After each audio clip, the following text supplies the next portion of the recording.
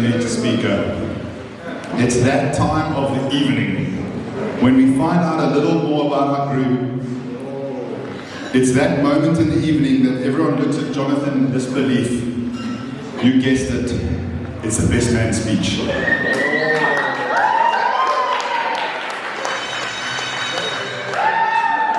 What can I say about the next speaker? Intelligent, good-looking, witty. I could go on, but I'm having trouble reading your handwriting, Gerrit. If you can't see him from the back, I can assure you he is here. We'll lower the speaker for him. Please welcome Gerrit Lotte.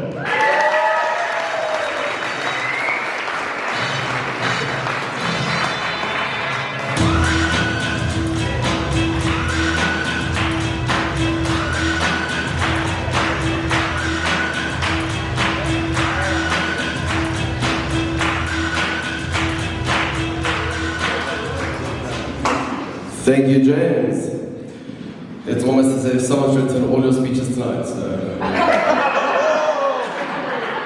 Good evening, everyone. For those of you who don't know me, my name is Barnard, and I'm John's best man. I'm not sure why he chose me, but I'm assuming it's because of my honesty. For example, a few months ago, I approached John and I said, listen, you're making a mistake. I mean, I don't see how this is going to work out. It's a lot of money when you have kids, what then? But despite my better judgment and advice, he still decided to take up golf.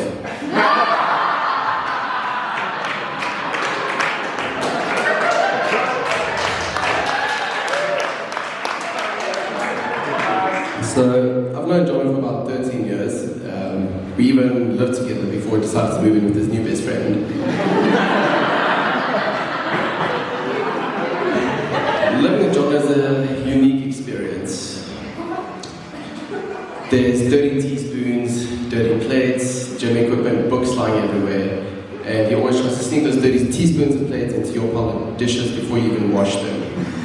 That's John for you. So one day he does something that he's never done before. He sends me a message saying, I met a lady. I'm hoping, God, it'll just be a clean lady.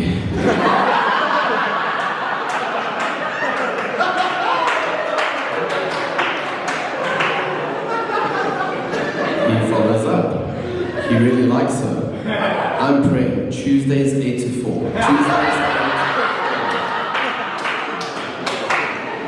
And then he follows up with final time. She's spending the night. I'm thinking, you know what, if that gets the dishes done.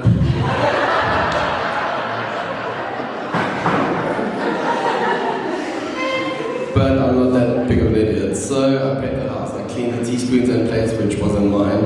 I cleaned the counters, put toilet paper in the bathroom, replaced the toilet paper. There was toilet paper, we do use it, I mean. But anyway, later on in the day, in walks Anzal. We have a good evening, decent conversation.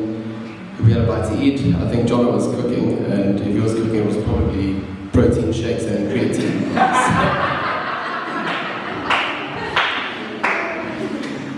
We have a good night and we decided to go to bed, but don't worry. Being the best man that I am, I made sure they slept in separate rooms. There wasn't going to be any premarital shenanigans in that roof, so John took the couch.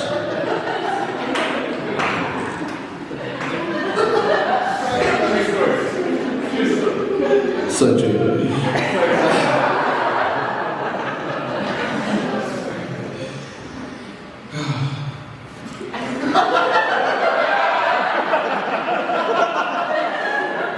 I'll be honest, I should not have thrown those too much.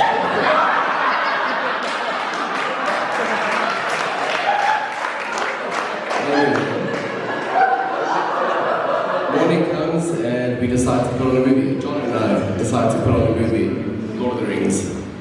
Classic. It was somewhat of a tradition, we bonded over it. But about halfway through the movie, John says, listen, can we change the channel? So I look over and I see Anzal is bored out of his skin. Johnny can see it as well. I mean, he's been looking at her for the last hour and a half instead of the movie anyway. So we changed from a classic trilogy to a TV show about drag queens competing against each other. And I'm thinking, jeez, man, going from a classic to men wearing stockings and high heels. No offense to anyone if you guys are interested in this. But you've known her for about a month, 2 months, and look how she's changed you. I mean, usually when a friend changes because of a partner, we see it as a bad thing. I did too, and then I started noticing small things. Instead of watching blacksmithing shows or whatever you used to watch on weekends, you started playing golf, or at least trying to. Also true. Instead of ordering triple brandies and Coke, zeros.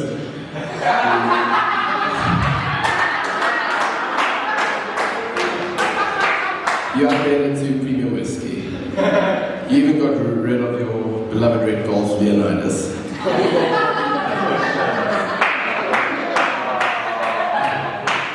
You could chalk this down to growing up, but John has always been a mature individual. He's always been grown up anyway.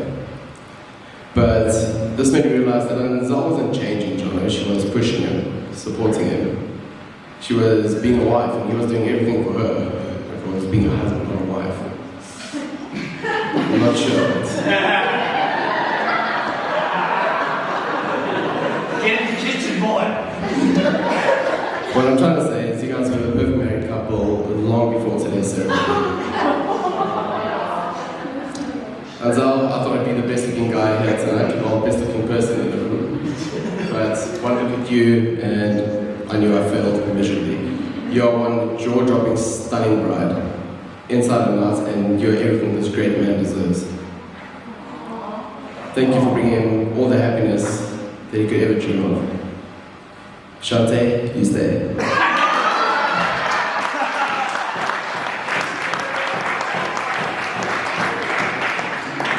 Jonah, you're my best friend, you're my brother, and I can't tell you how proud I am of what you've achieved and how far you've come. I mean, look next to you, you have a once-in-a-lifetime, stunning bride sitting next to you, and you have this mass of fantastic people who care about both of you more than anyone can ever imagine. So congratulations. You've upgraded from couch status to whichever portion of the bed Blondie and Fergie is likely to have. I just want to say thank you to both of you for planning this wedding. Jono, your biggest contribution here was literally napping all the time. But that allowed Anzal to get all the proper planning done. But before I finish, I just want to say something about the main course. I've heard that we are having duck tonight. Compliments of Anzal.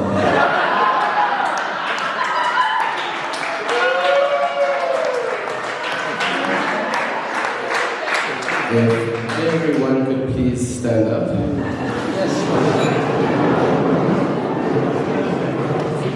To John.